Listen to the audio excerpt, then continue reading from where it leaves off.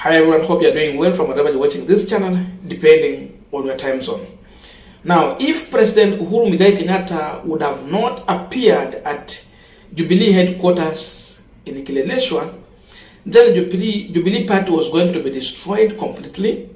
These people were going to use every means and every force to smack that party from Jeremiah Kioni, the current Jubilee Secretary General. So, Uhuru Kenyatta was well aware what was happening, and he came in to rescue his party. And after that, it's like Uhuru Kenyatta is making a serious move going forward to make sure that he's going to make new changes in the party and turn out those individuals that are being used by the external forces to finish Jubilee party. Because we were saying in the beginning that William Ruto is determined to deal a blow with the Jubilee party such that in the next year election, Jubilee will be nowhere.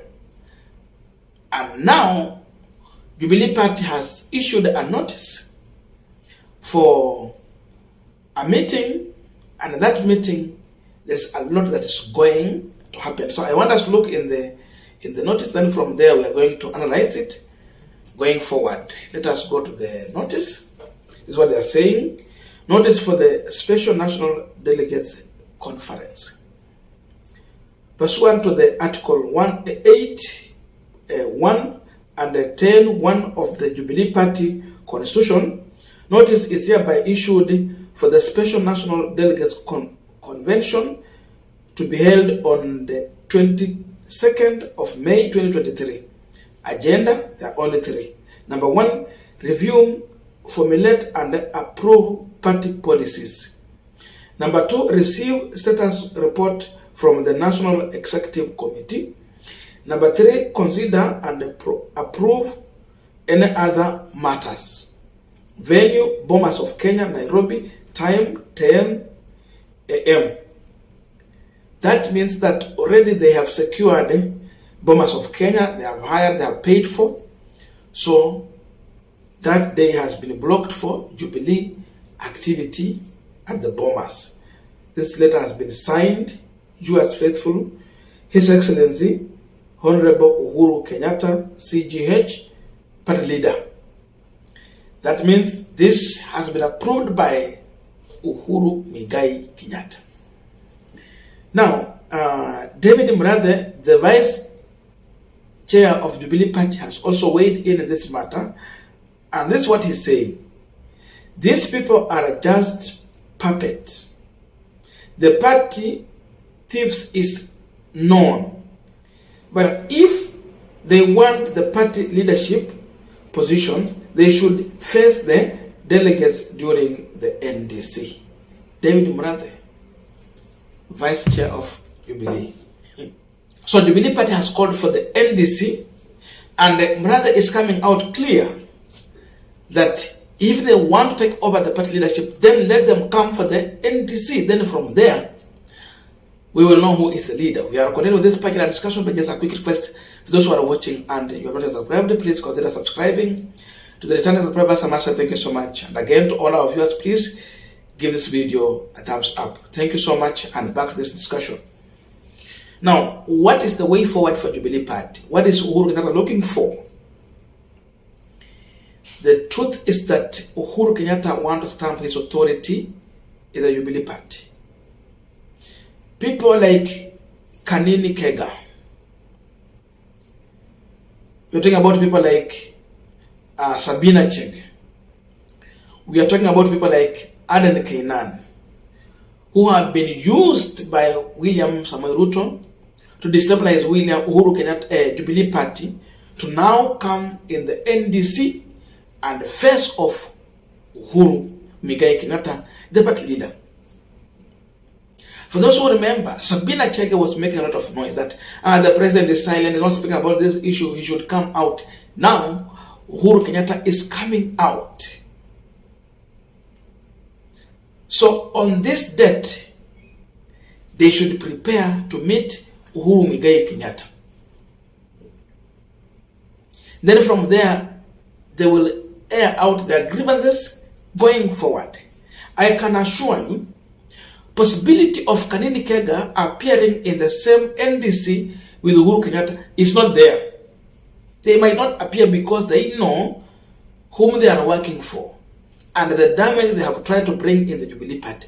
These people will not appear in the same NDC with Uhuru Kenyatta. And in case they will appear, they will not even have a chance to say anything in that NDC. I am waiting to see someone like Sabina Kaynan coming out to talk about the issues she has always been raising, now to face Uhuru Kenyatta. Kaynan, though Kaynan has been that much silent, he don't come out that much combative with like what Kanini Kega has been doing and Sabina Kaynan. So these people are going to face Uhuru Kenyatta as the party leader. So now if you are talking about taking over the Secretary General position, so whom are you bringing in as the chairperson? Whom are you voting for? Who are you voting for as the treasurer?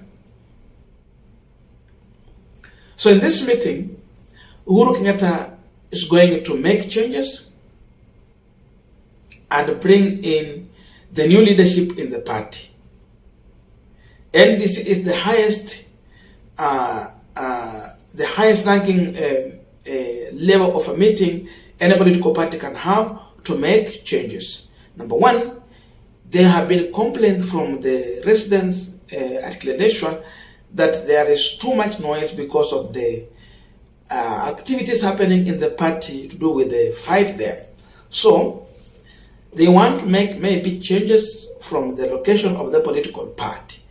Remember, there is a fight between the Kanini Kega side and Jeremiah Kioni, because if you go to the register of political parties, that is the address of the party, of the Jubilee party. That's their address. So you cannot just wake up and change. If it was so, they would just open another office somewhere else and continue, call themselves Jubilee party leadership, and they go on.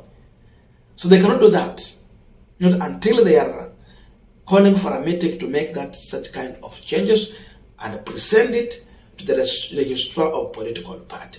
So maybe we want to work on that. And we said about changes in leadership, to make sure that now they are making changes in the new leadership, and that alone will term out people like Jeremiah Kioni, who had another fake NDC in Nakuru. For those who remember, that NDC was funded by William Ruto and the Jubilee party. So once Uhuru will come out with the new leadership, he's going to term out these individuals.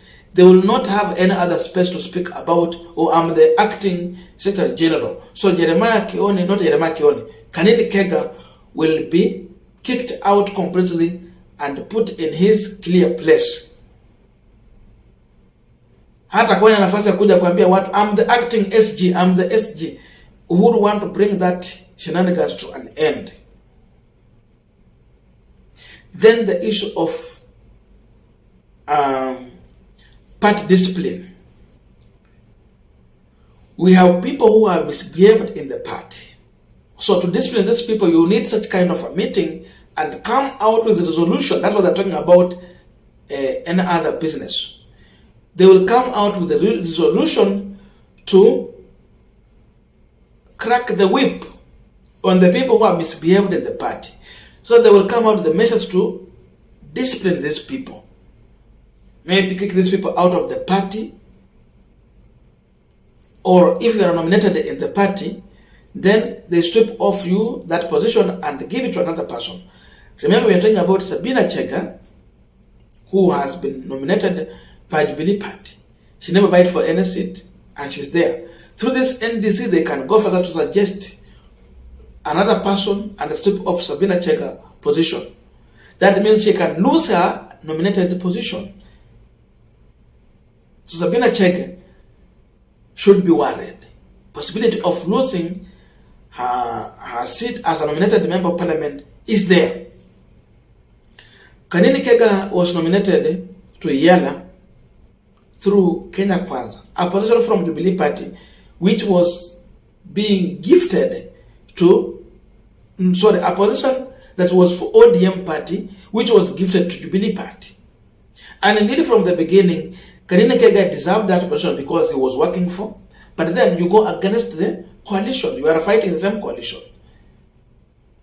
So that alone also brings question to the position of Kanini Kega. So we are going to wait and see. And already, David Murathe has already aired out the main agenda in this meeting is all about the leadership. So Ruto was a man who was well prepared to destroy Jubilee party, but we are seeing Uhuru Kenyatta coming out strong to send a message to William Samoei Ruto. He's going to protect Jubilee party because he wants to revamp Jubilee party, and he'll be using Jubilee party in 2027 to establish authority in Mount Kenya. Jubilee will be option 2 for the people of Mount Kenya region.